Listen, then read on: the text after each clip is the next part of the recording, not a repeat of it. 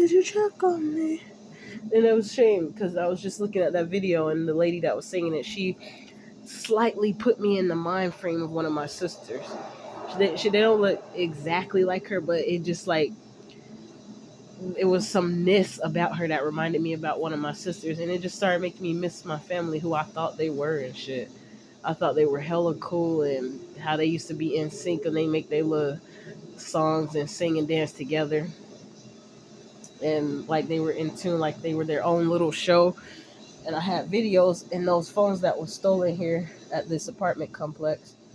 And people just don't give a fuck. But then when you speak out and you got an attitude and you tired of going through shit, then that's when they want to say you crazy and make fun of you and shit. Ain't nobody got time for that. I was I was a polite motherfucker, baby. And there's still people to this day that remember me as that person I used to be. That's why they think I'm as polite and gullible as I used to be. That's why they underestimated me for being a dumb MFer.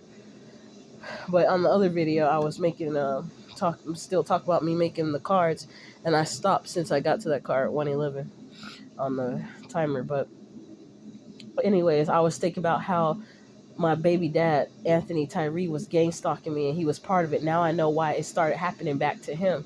He said people was looking in his window. He had people following him. He was slightly mocking me at the same time because he knew what was going on. That's what the gang stalkers do.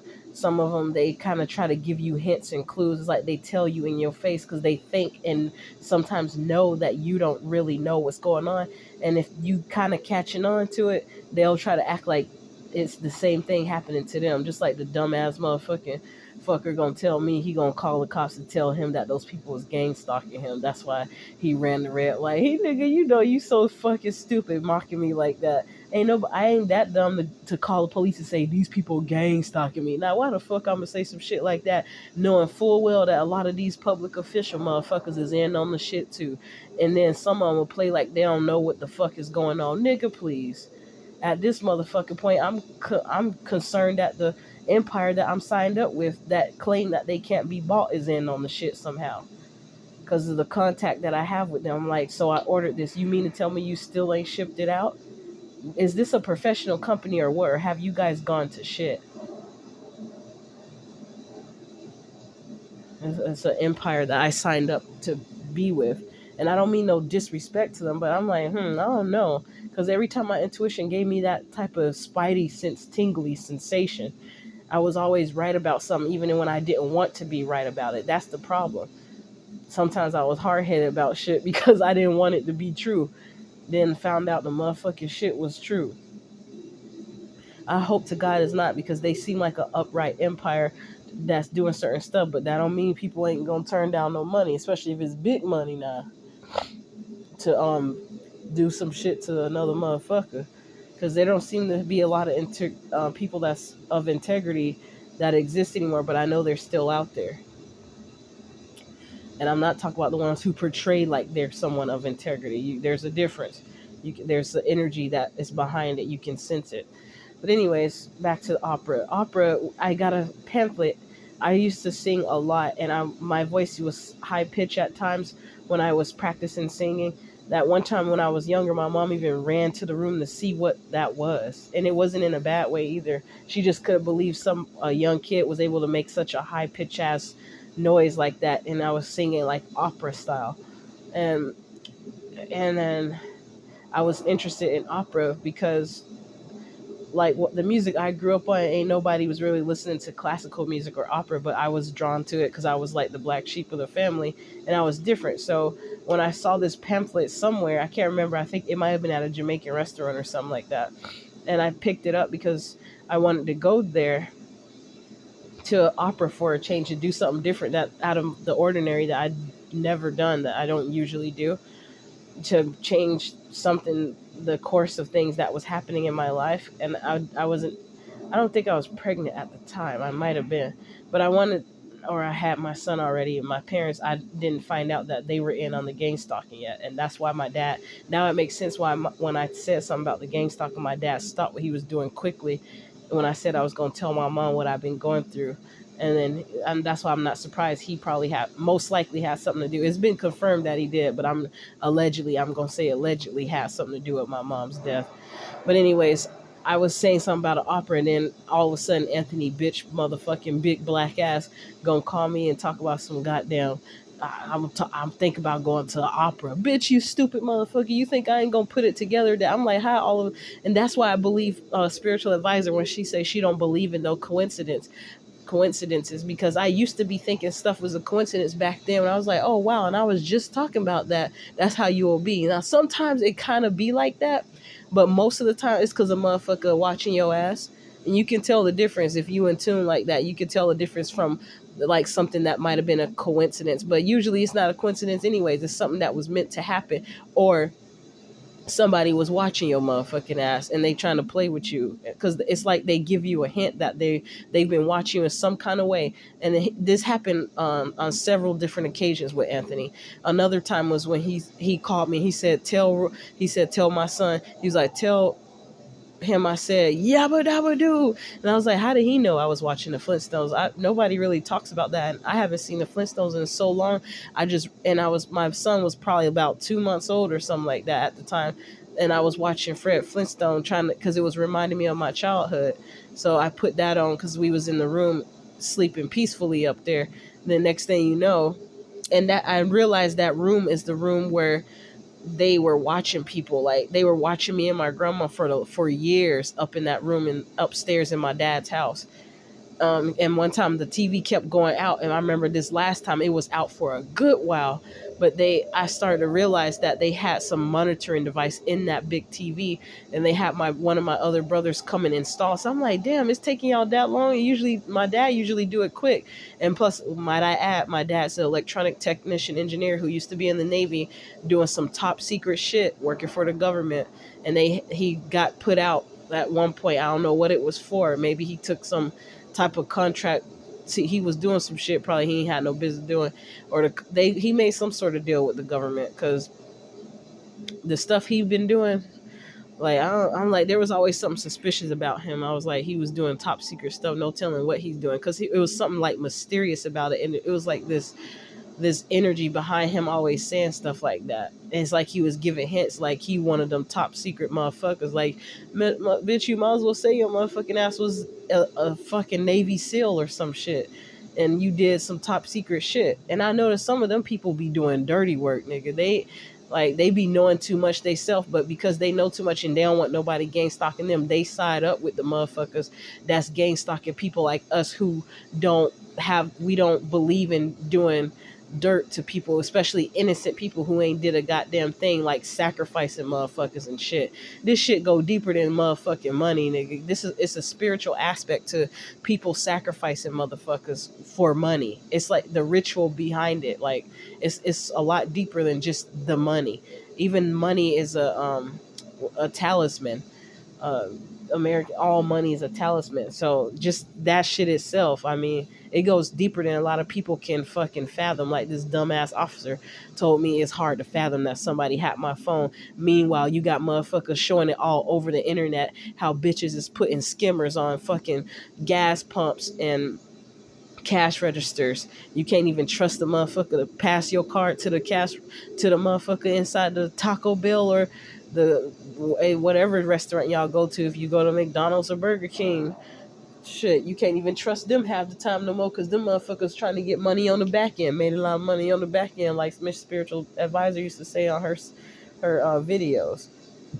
Y'all niggas is stupid, because you like, they think everybody, just because the majority of people don't think that far ahead, that everybody don't think that smart and far ahead. That's where they fuck up at. And then motherfuckers get real quiet. They tell on themselves without saying a word at time, because they forget that there's people that's out here that has the same skills and wisdom and spiritual um, enlightenment that they have, and sometimes even to a higher degree. But we just seem like we some normal basic motherfuckers, because we're not materialistic and got the shit that y'all motherfuckers be having, because half the time you got it in an illegal motherfucking way anyways, bitch. Especially these motherfucking governors out here in these city councils. I was dating a nigga that was living with a city council, and that motherfucking bitch, Sally Hansen, she didn't fucking like my ass, because she wanted to fuck the nigga that was in her house, but here he was following, trying to chase behind me.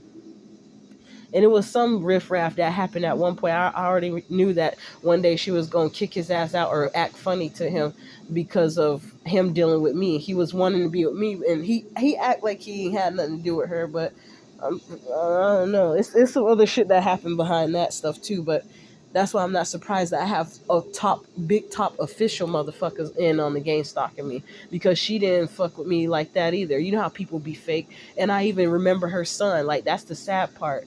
It's like I got to see an inside scoop on how these motherfuckers really live, just because they some type of top official. That might explain why there's something that happened to her all of a sudden in her life, and also they didn't re-elect her to be the city council for that city. I won't say it to still keep her privacy, because even though she was doing some shit she ain't had no business doing, I still feel bad when people be going, they suffering, and then they get cancer or some heart problems or something, then their life start declining, even though they was doing dirt before it happened. Then all of a sudden they want sympathy from everybody, saying, "Oh yeah, I'm doing chemotherapy."